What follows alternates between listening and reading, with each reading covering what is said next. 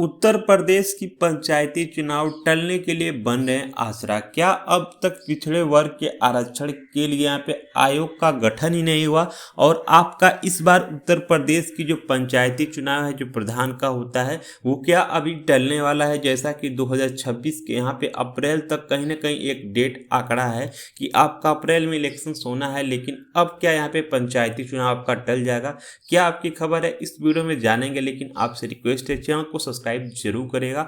आपको बता दें कि प्रदेश में आपका त्रिस्तरीय पंचायत चुनाव निर्धारित समय पर न हो पाने पर आसरा बन रहे हैं। इसकी वजह है अभी तक पिछड़े वर्ग के आरक्षण संबंधी जो कि सरस्वती एवं सरपति आपके आयोग का गठन ही न हो पाना, मतलब बहुत बड़ी ये चूक मानी जा रही है। आप जान लीजिए, अगर भविष्य में आपका बनने वाले इस आयोग ने अपनी सिफारिश देने में 6 माह का समय मांगा तो चुनाव में आपकी देरी हो सकती है। जैसा कि आपको बता दें कि तय ये हो जाएगा कि ग्राम पंचायत और क्षेत्र पंचायत और जिला पंचायतों के निर्वाचन का कार्यकाल अगले साल क्रमशः 26 मई और 19 जुलाई और 11 जुलाई को समाप्त हो रहा है। तो देखिए अभी फिलहाल क्या है कि उत्तर प्रदेश की जो पंचायती चुनाव 2026 में होना है और सभी लोगों को पता है कि 2021 में हुई थी आपकी पंचायती चुनाव और यहाँ से लेकर के 2026 में होना है।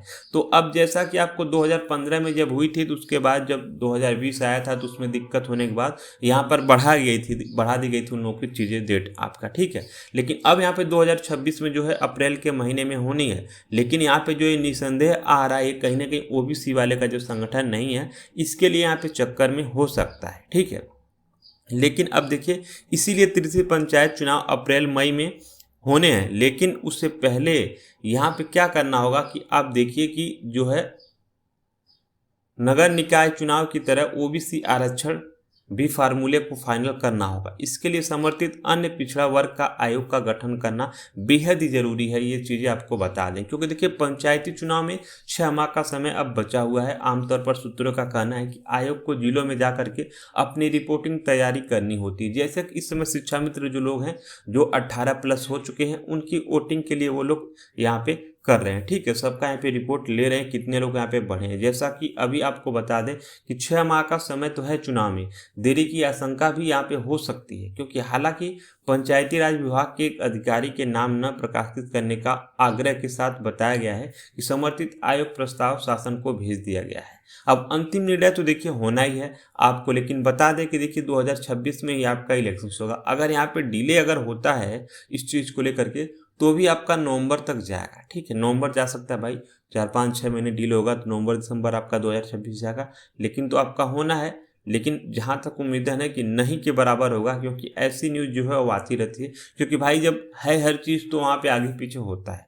लेकिन अभी देखिए जैसे इन लोग का प्रधान का बस्ता जमा होगा ना आपका नवंबर में दीपावली के बाद, वैसे ही क्या है जोरों शोरों से स्टार्टअप हो जाएगी आपकी 2026 की पंचायती चुनाव के लिए। क्योंकि देखिए अब आपका यहाँ पे टलने वाला का उम्मीद हम लोग नहीं ज़्यादा करते हैं। ज़्यादातर यही है कि आपका चुनाव होगा 2026 के अप्रैल में।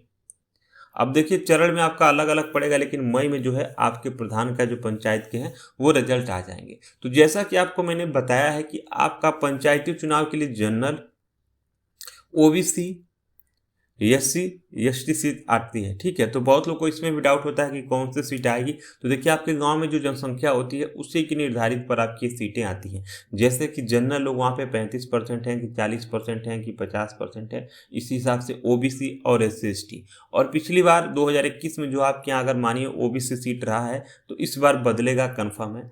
जनरल में सब लोग यहाँ पे प्रधानी पद चुनाव लड़ते हैं और अभी तो आप लोग को पता है कि हमारे गांव में तो सब लोग प्रचार प्रसार करना स्टार्ट कर दिए। उनको पता भी नहीं है कि एससी एसटी सीट आएगी कि ओबीसी आएगी। भाई पहले से ही प्रधान पद के लिए अपना बैनर वगैरह छपवा के बंटवाना स्टार्ट कर दिए हैं, बड़ा बड़ा पोल पे लगवा रहे हैं। तो कहीं ना कहीं इन लोगों को देखिए घोटाला ही तो करना है।